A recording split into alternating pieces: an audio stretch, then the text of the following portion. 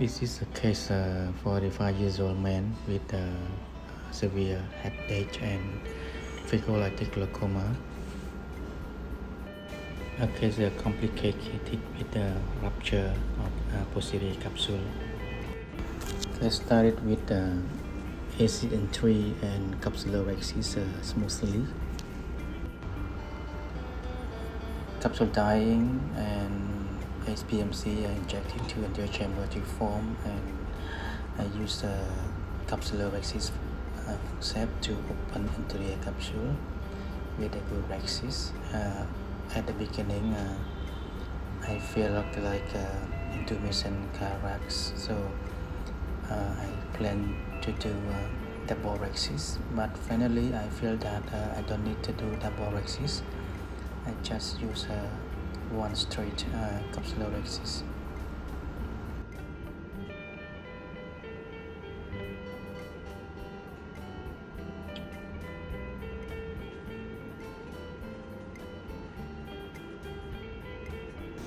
After resection to remove the liquefied fluid behind the lens vigorously, I found that the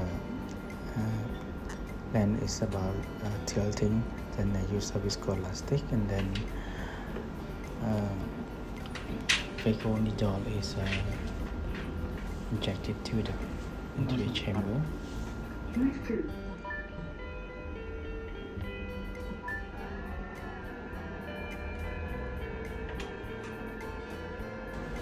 Phaco is started to use the Phaco chops, stop and chops. Let's see.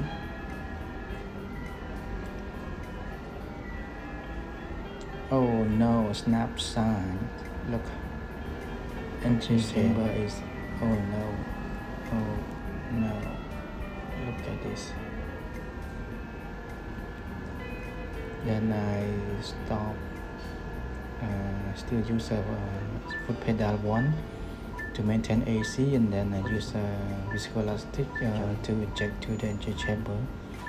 I keep maintain AC with the viscoelastic to occlude the area of rupture, posterior capsule rupture, and then I withdraw the Phaco tips out, and then you see the posterior capsule vitreous and everything look stable at that time.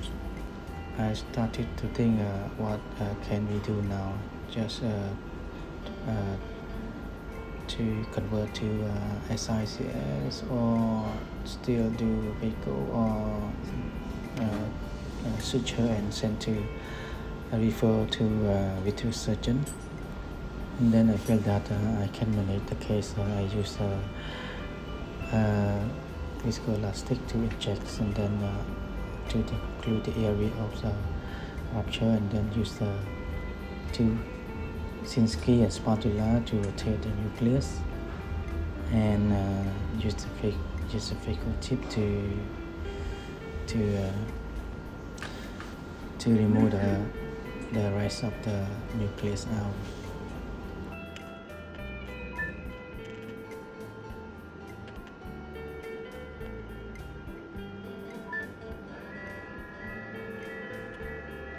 I use a Phaco 3 with minimize flow and a low bottle height.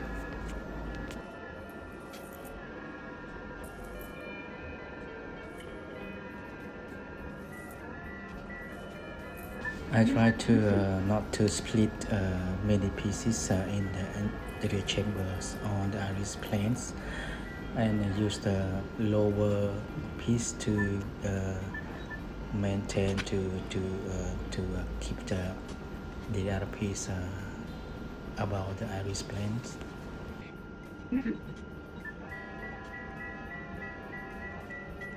And try to remove the other piece out.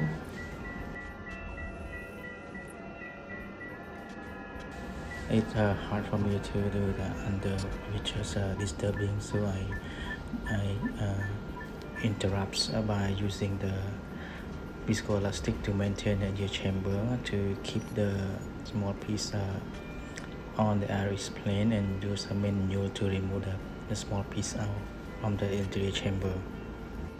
See the big hole still there.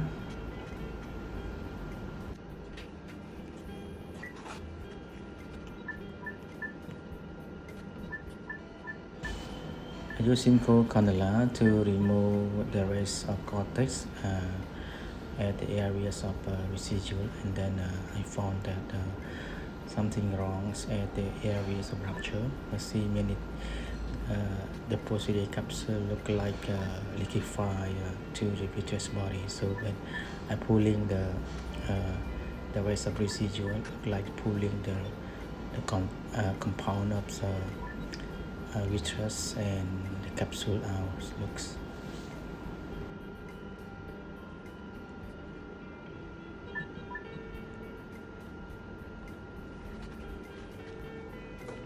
And I think I need to remove that out by using vitrectomy.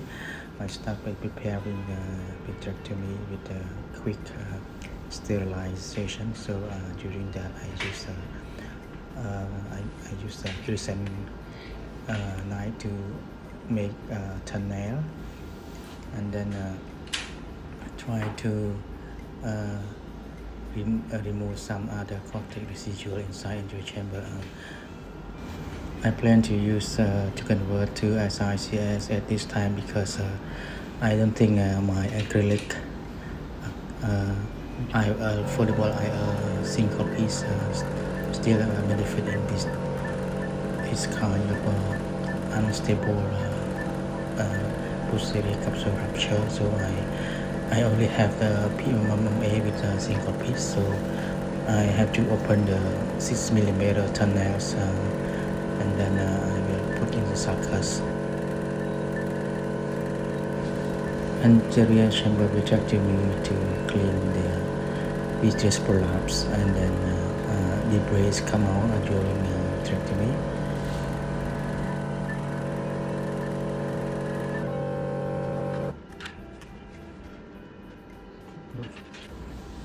Even after vitrectomy, I still use my viscoelastic cannula to inject the viscose behind the iris, and then try to search for the other residual behind the iris.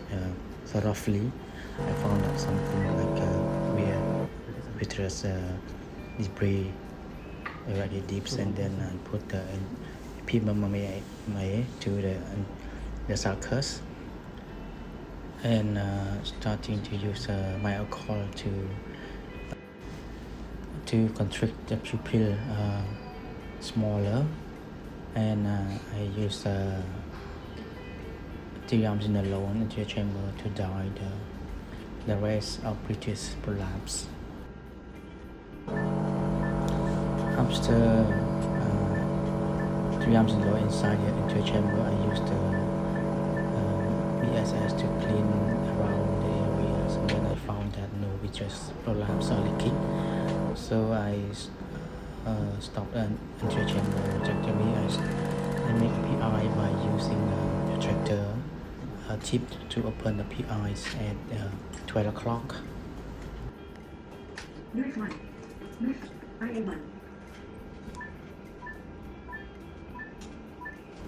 And final anterior chamber lavas.